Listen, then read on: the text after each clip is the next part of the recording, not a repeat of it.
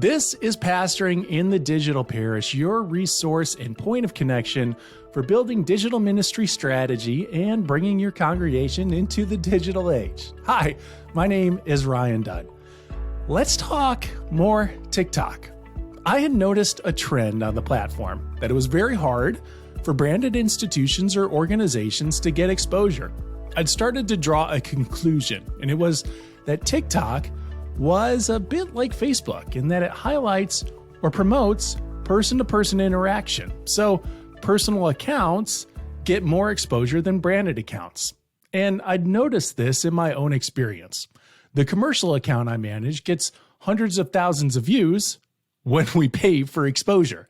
But normal unboosted posts generally just get a few hundred views with the occasional viral hit that sees more. Meanwhile, my very underutilized, seldomly posted to personal account generally gets as many views as the organic posts on the much more followed branded account. So the conclusion that I drew was that ministries would get more exposure on TikTok through a leader's account than they would through a branded institutional account. Then I came across First United Methodist Church of Birmingham, Alabama. They've had several posts organically reach tens of thousands of people. A couple have organically reached hundreds of thousands of people, and that is not bad exposure for a self-proclaimed mid-sized congregation. There's something to learn here. So I reached out to the church staff and got in touch with Catherine Mullen, who is First Church's Minister of Community Engagement and also one of their worship leaders. Catherine is the point person for First Church's TikTok presence. Now, I wanted to know about First Church's TikTok strategy and what have been the results of their widened exposure through TikTok. I thought maybe I would just use some clips from my talk with Catherine, but everything she shared was so relevant and impactful that I got her permission to just roll out the whole conversation, which is what we're doing in this session of Pastoring in the Digital Parish. So let's get talking TikTok strategy, going viral, and managing church vision with Catherine Mullen of First United Methodist Church of Birmingham. Catherine, thanks so much for giving the time. First of all, tell me about being a minister of community. I like to do this just so you feel comfortable, you understand. Yeah. So community, you want to start over? I do. Yeah. Cool. Thank you. Let's do it. Yep. Catherine, thanks so much for giving us your time this afternoon. Tell me a little bit about being a minister of community engagement. What does that role look like? Yeah. So as far as like engaging the community in several ways, I wear lots of different hats. I was mentioning to you earlier. So social media and social media engagement is one, and our church-wide fun events for community building and just play, things that are important to us in our engagement in our community. Our small group ministries, which is all about engaging everybody with one another and finding common connection. And our church-wide retreat, which is our like peak culminating community building event for our church every year. So all of that I have ownership of. In addition to leading worship, my community engagement aspects of my job are all of those things that, I listed. You just had your church-wide retreat last weekend, is that right? Yeah. What do you do with that? Yeah, it was an amazing time. We were up in Jasper, Alabama at Camp McDowell, Episcopalian campus. They're lovely people, and their facilities are beautiful.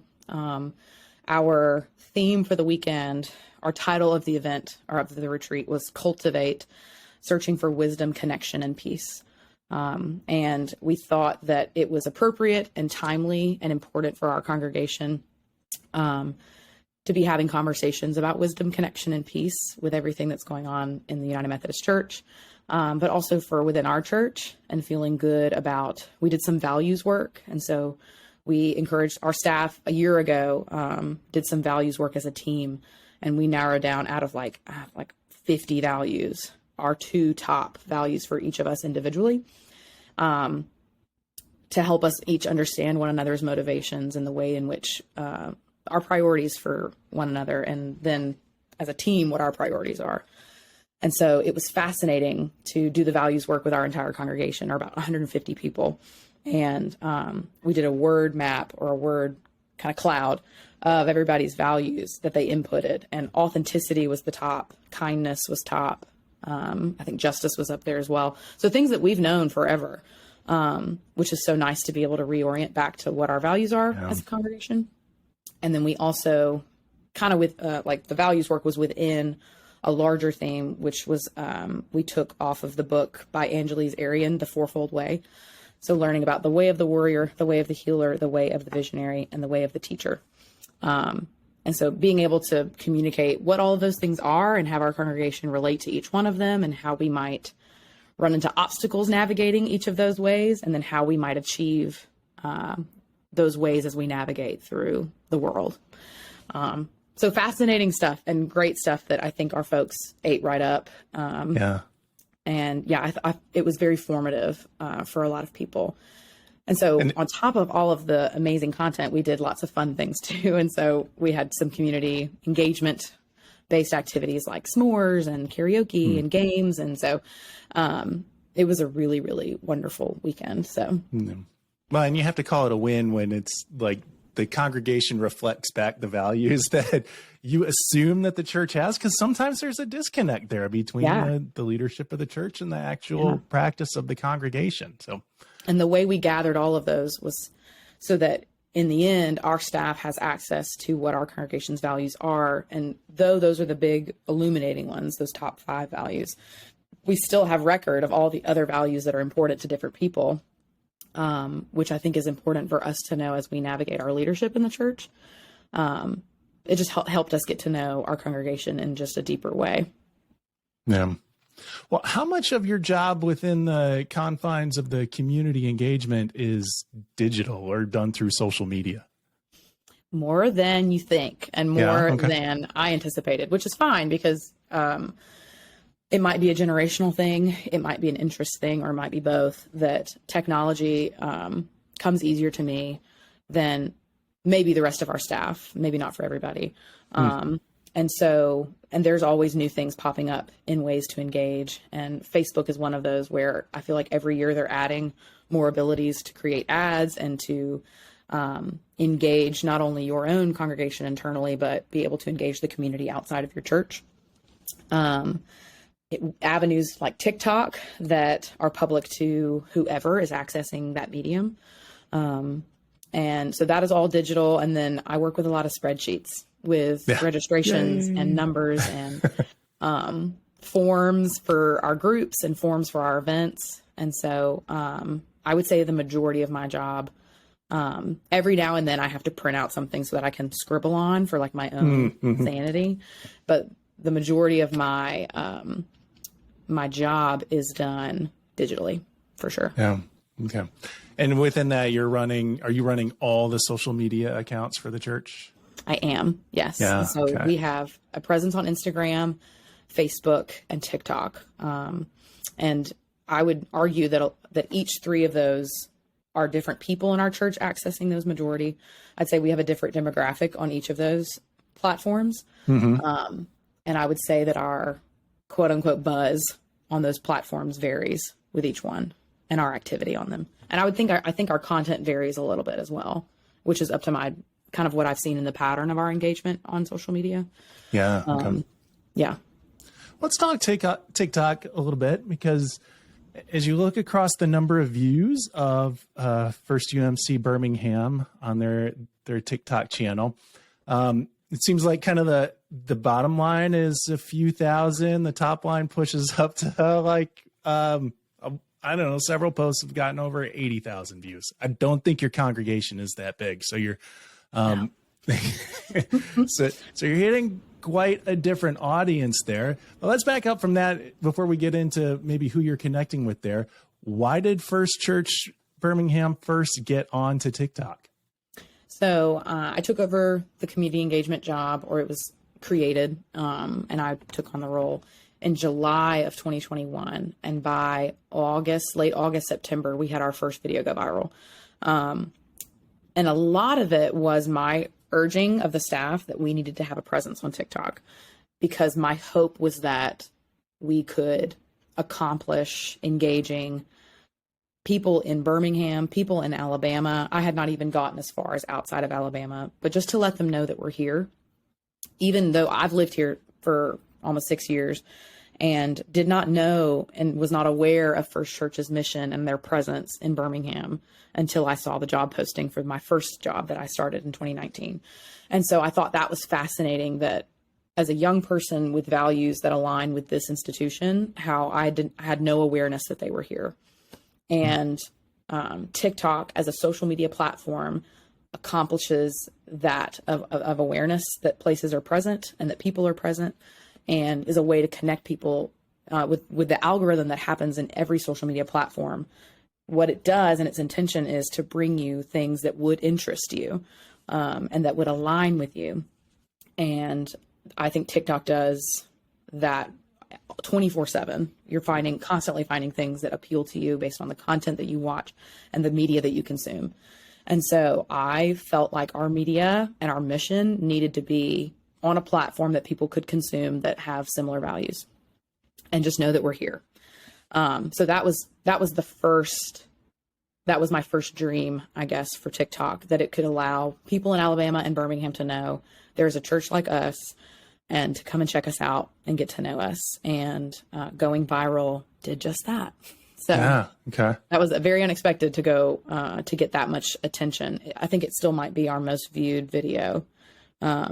And we have gotten several visitors in the last couple of years because of that video. Was it one of your first ones? One of your first videos? It was our very first one. It was following a trend. And that was what I had seen when I got in the job. And I think I had been talking about us getting on TikTok maybe around the time I got hired for the job. And so I kind of got some ideas together. And that was the first idea that we used with the majority of our full-time staff. And it was the trend of nope and yep, and following a trend that just was, being accentuated at the time. And I thought, hey, why don't we try this, and let's be creative in who we are as a church, and let's see if people notice that we're here, and let's see if we can. There's that one person in Birmingham that is looking for a church and is frustrated, and they're searching, because we are a city of churches and we all vary, and we are not the only progressive church here. But what if we had a platform in which we could reach those people easier? And it did. And it's telling, you said, what if there was one person there? So it's not like you were getting on the platform being like, man, I can't wait until we hit 100,000 views. Oh, no. I truly thought that, and because I had seen other churches pop up, like individual pastors, like you were talking about earlier, that were a representation of a church community, like in different areas, like Grand Prairie, UMC. I forget where they're located, maybe Missouri. They're located somewhere, and they already had a presence. And then there were a couple of pastors who, put in their bio that they were the pastor of a community, but they were not speaking for that community itself, or they were kind of going back and forth. They were more of a personality. Yeah. And I thought it would be interesting to platform the church as just one personality, and have it also be a fun, it was trendy, and our young people at our church and some of our older people too are on TikTok, and they love it and they think it's fun. And I thought that would just be a fun way to even just engage our own community and do trends that are sweet and authentic to who we are. That we could at least entertain our internal community, because they're funny and they're fun. And that's play and fun is a big priority of our senior pastor, Stephanie Arnold. She's constantly reminding us that a priority of ours is to have fun and to play and to exercise that, because there is holiness in that. And so that was really the intention, was just to be like, maybe we'll catch a couple of people or a friend of a friend who goes to our church. They'll see us. And the night that we posted it, I think I had posted it at 5 p.m. or 6 p.m. And I was in my apartment at 10 p.m. refreshing our notification. We were getting so much traction, and it was very overwhelming. And it was crazy. Yeah. Did you have a strategy when you were building the channel where you're like, okay, we're going to hit this topic, or what? Sort of. So when we got on there, I had a few ideas that I had listed, and that was our first video was an idea. And I thought, let's intersect some fun and who we are as a church.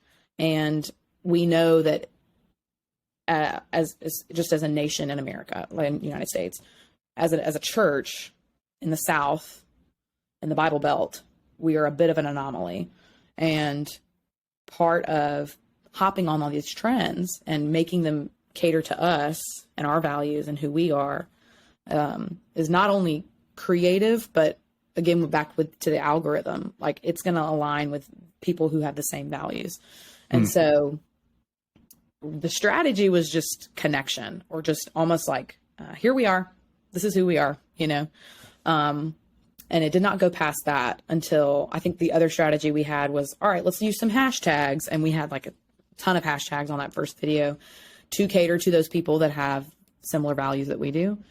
So I think one hashtag was progressive clergy, one was UMC, and then Birmingham, Alabama. So, I mean, you know, using hashtags that will cater to the algorithm. And the hashtags are on almost every social media platform. So it was not necessarily a TikTok strategy at all. I think the strategic part of it being a TikTok was the sound that was going viral, and the trend that we were hopping on. But that was the only strategy that went into it. And I think after we went viral the first time, we figured out what worked. And we did a couple other videos after that got attention. I think just because we had gotten so much from the first one, we were more visible after that. Yeah. Kind of a residual.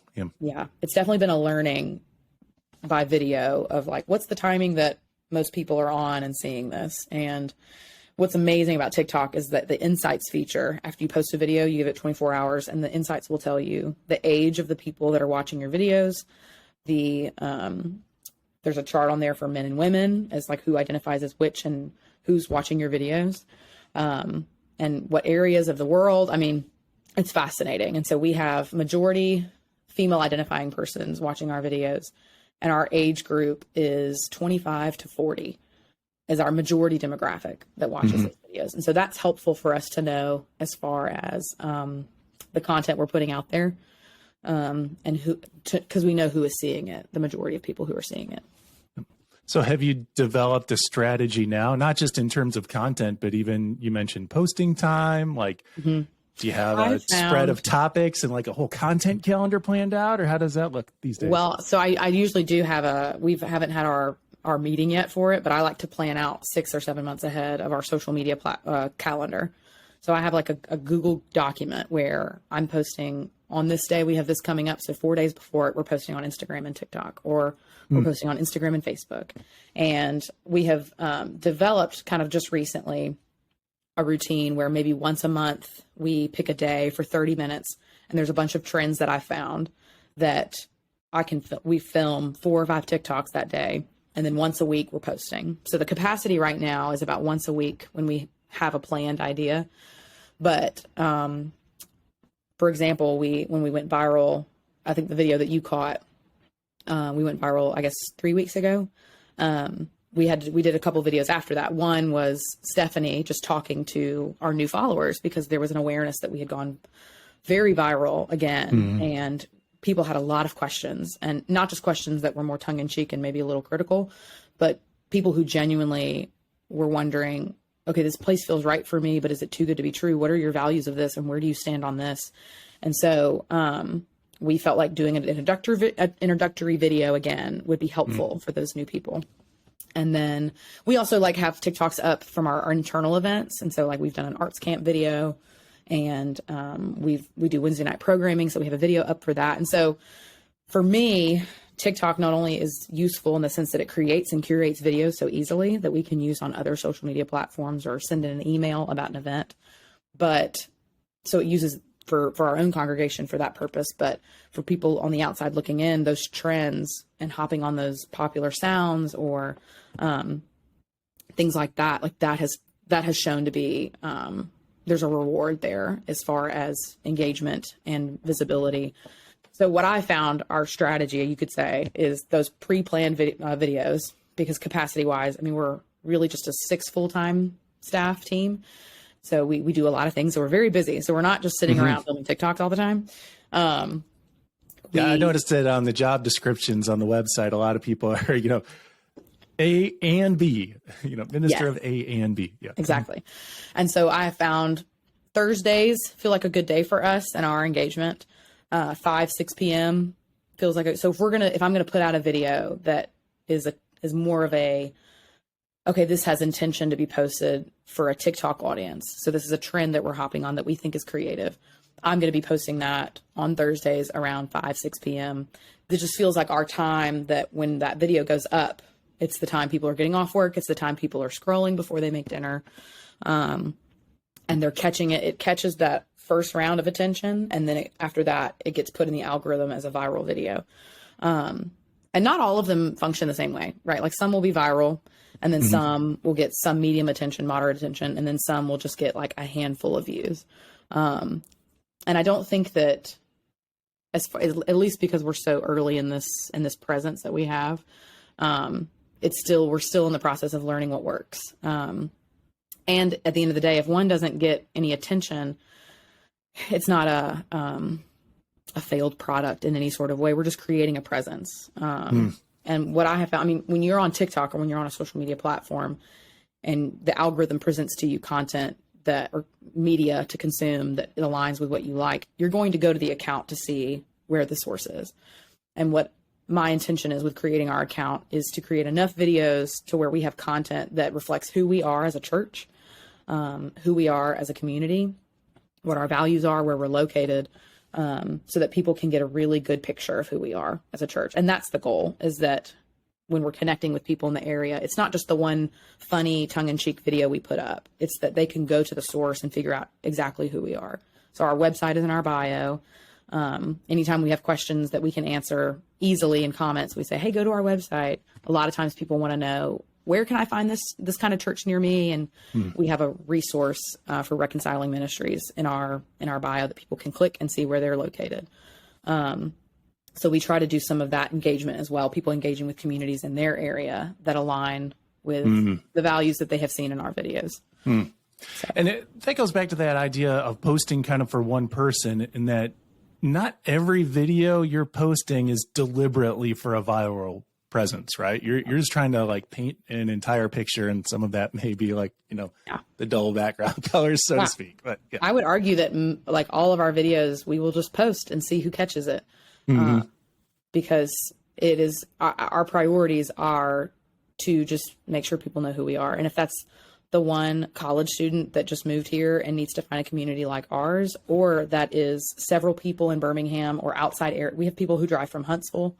We've had people come up from Tuscaloosa, smaller Alabama towns that don't have a church similar to us near them, to just come and experience it. And a lot of times people will come, they experience it for a few weeks, and then they kind of they almost get their fix, in the sense of like, this exists and this community exists, and I bet I can find this somewhere near me. Or we have people that come and have become members in the last year it all started with TikTok, which is mind blowing. That is, yeah. Yeah. Yeah. It's so hopeful. The other hopeful thing I find about your account is that when I was first being exposed to TikTok, from a creator standpoint, there's all this pressure to just get as much content out there. Like they tell you, oh, you need to be posting several times a day, or at least every day. It looks like you'll sometimes go like a week or maybe even more between posts, and it doesn't seem to hurt you in the algorithm. Are you finding that's true? I would agree. Absolutely. And I would find that, we've just kind of come now to a strategy of the frequency in which we post. And we've been able to see in the viral video, we've gone viral probably 3 times since we've had an account, which has been almost 3 years. What's your definition of viral? Because as I look at some of the numbers, like they're pretty big by most standards. Sure. So I would say viral in the quickness in which a video picks up. Okay. And then the span in which the views are. And so I can even tell you the 3 videos I think of is our very first one. And then the ones following that went a little viral as well. But that was our first, I think maybe almost still our biggest one. And then that was I'm a numbers girl, so like I can remember when and where. So August-ish 2021 was that video. And then 2022 in May, we had a very quick video that picked up. And it was us saying, how easy it is for us to be accepting of all peoples. And that got some video attention and some views. And then I would say and then our last video about 2-3 weeks ago that went viral, those are, I think, to me, when I look at our, like, if you were to look at it like a measurement scale or linearly, those are our biggest peaks in attention and views. And they're all about what we value as a church and who we are.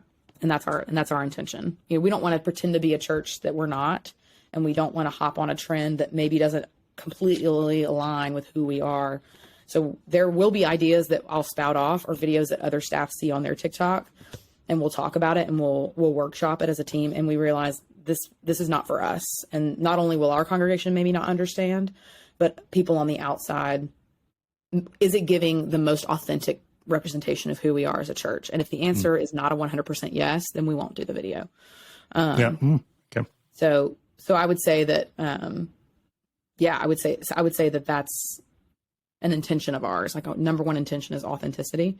So not only is it a value of our congregations, but it's also a value of our team and how we present to the world via social media. And are we hopping on trends that feel authentic? And would we be able to sit with someone and really hash out the value that is expressed in that video?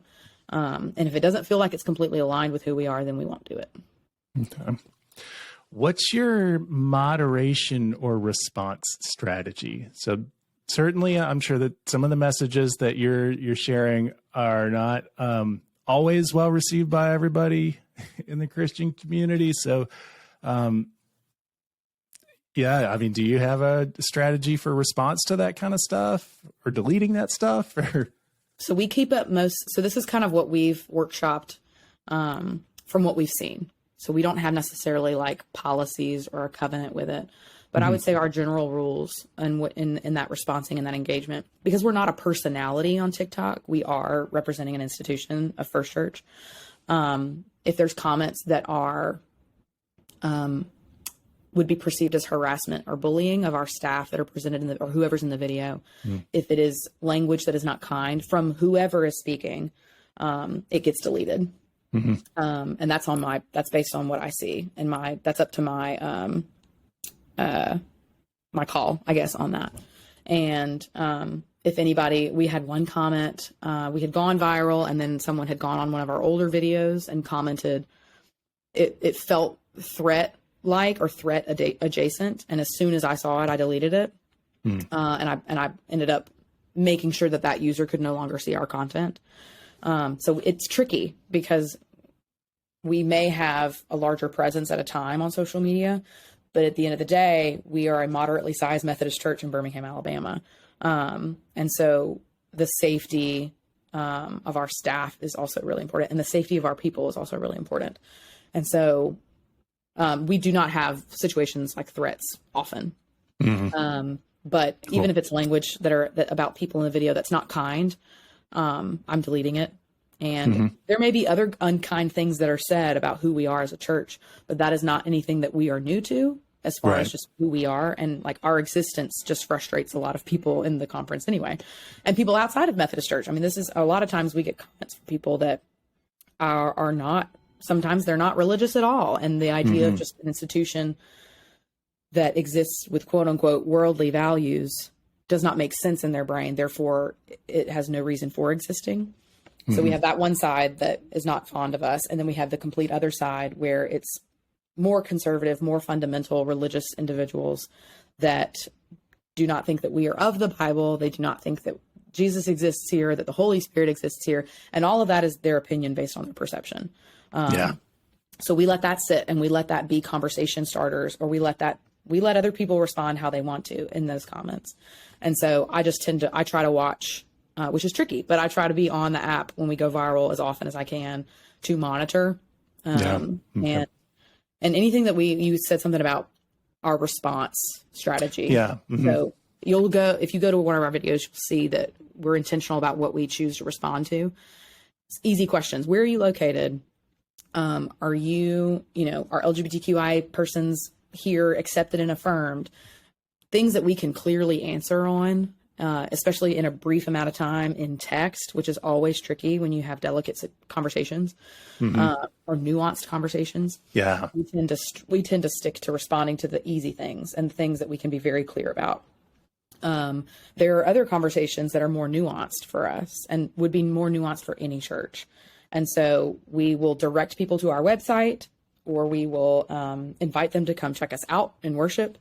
And so that's kind of there will be some questions that as an individual, I would love to respond to. Mm-hmm. But I also understand that as the person who is navigating that app and navigating our presence on that app, like I'm speaking for our institution, and I'm speaking for our staff and for our people that are members here.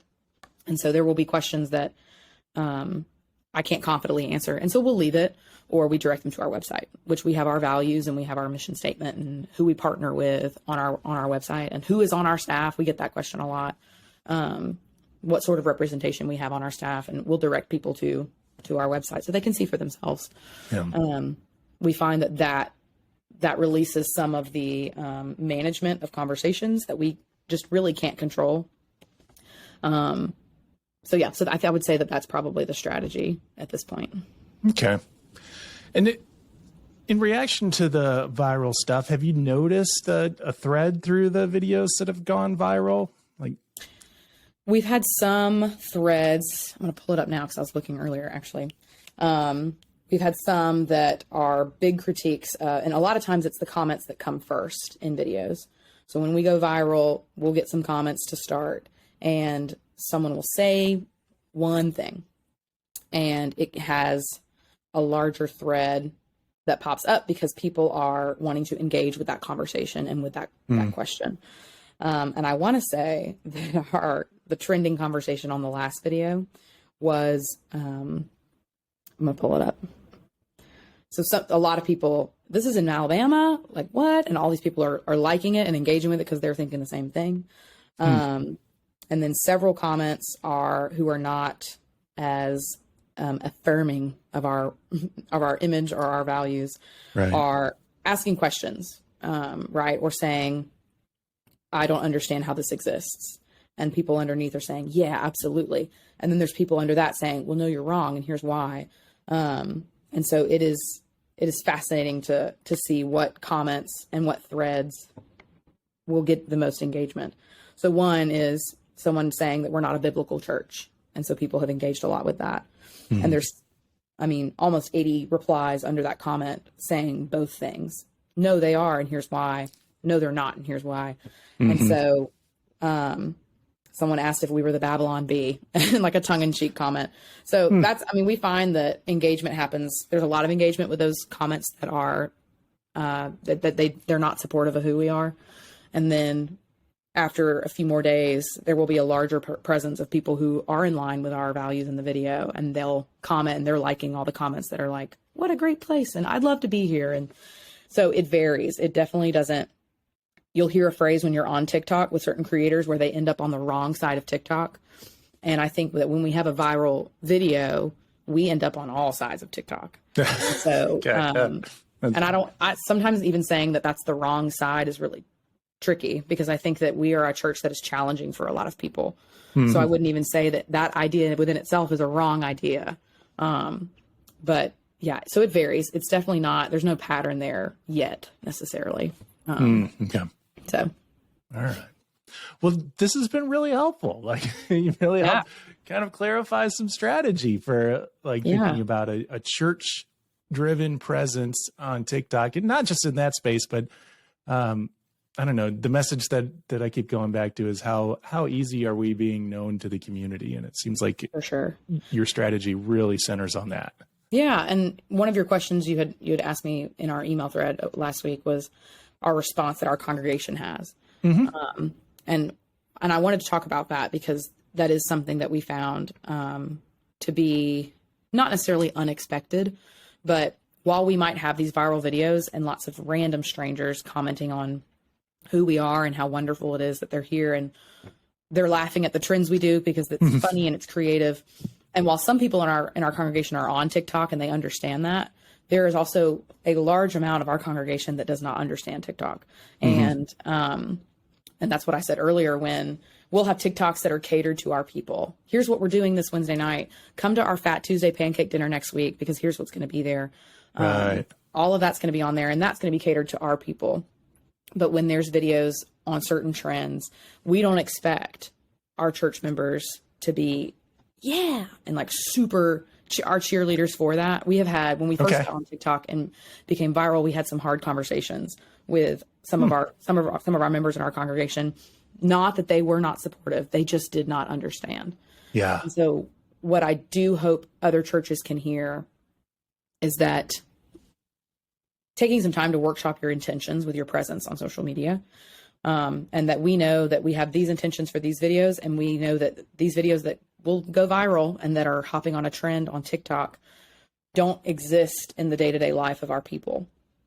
And so it's humbling and it's grounding and recentering to remember that our image that we display on social media is a part of who we are, but our people and our church here are just as important, and they're not engaged in the TikTok as much as it is the people who are not in town and the people who are not at First Church. And they're not, I would not say that they are unsupportive and that they are disappointed in our presence at all. I think they're unengaged and they're disenchanted, and you will have that. And that is not a sign to not be present. It is just a reality for a lot of our people in our church. And we also have to be understanding of that. Yeah. And some have found it originally a little embarrassing because we're very visible when that happens. And this place exists as a church. It exists as a holy, sacred place. Yeah. And there might be people that perceive social media presence and all the things that can come with social media that are not holy and sacred. It is very hard to decipher that. And so I think staffs that are ready to walk into that conversation, or I would encourage staffs to be ready to walk into that conversation with their people, because we've had to do some guiding and we've had to do some navigating when our early presence went viral. And now it's a part of the culture, right? And so sometimes we'll have TikToks. Even when we went viral 3 weeks ago, in one of our services, we projected some comments that we got just to show people who are not on TikTok and don't have interest in being on there. Hey, here's what's going on here. And here's kind of how we're visible in this way. And here's what people are saying. And some of the comments were like the funny ones, or the ones that, what is awesome about some of our congregation people is that they are on TikTok all the time. So they'll see our viral video and they'll go to war with us, or war in the comments for us. Which is not something we ask them to do. Yeah, we don't have like a team of people ready to do that, but and so we let them, we allow them to have that space to also be in community with people on social media on our platform. And then we have, as many negative comments, there's triple the comments that are dumbfounded that we exist, are grateful that we exist. And we'll share some really personal things about their church experience in the comments. That is always a beautiful and tender and delicate experience for us to have. And that is when a lot of times we'll remind our congregations, hey, this presence may not be for you. And that is okay. Because there are things at this church that we are still pouring into more than our presence on TikTok. But here's what that's doing for people that you don't even know. And here's what that's doing for people who exist in thousands of miles away. So it is helpful to have. Could you try again? My Siri is talking to me. So sorry. It is helpful to have that avenue to show our people who are disenchanted or disengaged with TikTok, see that there is fruit being bared in the connection that we have on those videos. And that's enough for them.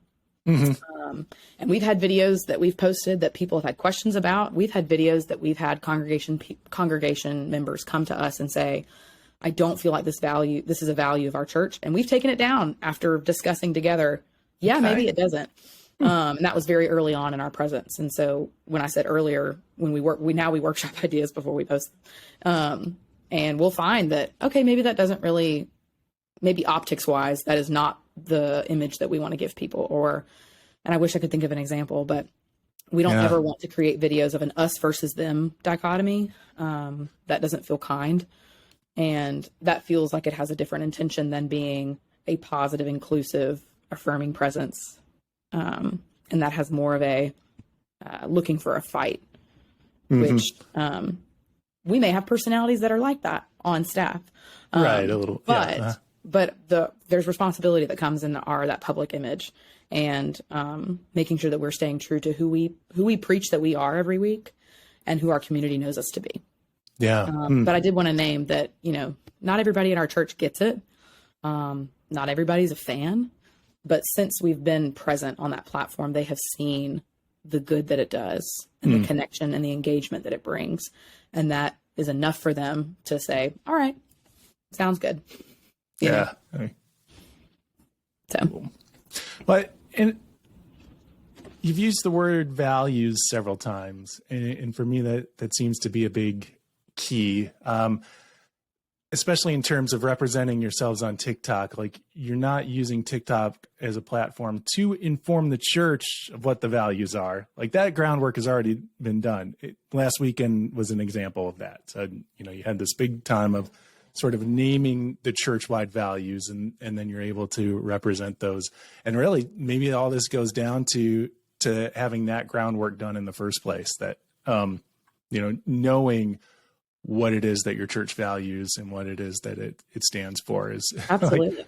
And then just sharing that is what separates one church from. I'm glad you said that, because it goes back to the point of the work that we do and the work that we are called to be doing is not posting videos on TikTok, but it is the messages that we are preaching, and it's the ministry that we're providing our church members.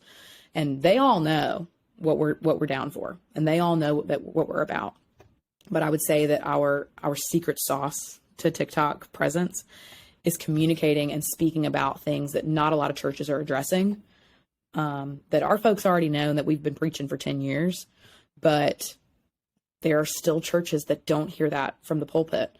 And there are people that don't hear that from the pulpit. And we want to be very clear that we say some things and we talk about things that are hard, and we ask tough questions because that's a priority of ours.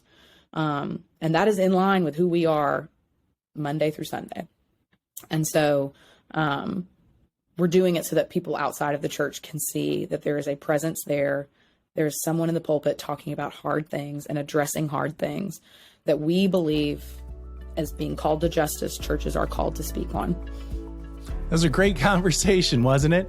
If you want to check out more great conversations and episodes of Pastoring in the Digital Parish, that would be so awesome. I'll just say that.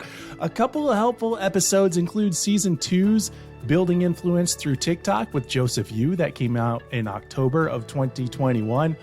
Or if you want to talk more about church vision, you can check out Season 3's Leading Your Church's Vision in Digital Ministry with Nicole Riley. Again, I'm Ryan Dunn. I'd like to thank resourceumc.org, the online destination for leaders throughout the United Methodist Church. They make this podcast possible. They host our website, pastoringinthedigitalparish.com, where you can find more resources for online ministry, or any kind of ministry for that matter. If you want to connect, check out our Pastoring in the Digital Parish Facebook group. You can also send me questions and ideas for future sessions at digitalparish@umcom.org. Another session comes out next week on Wednesday. In the meantime, I hope you have a wonderful Lent.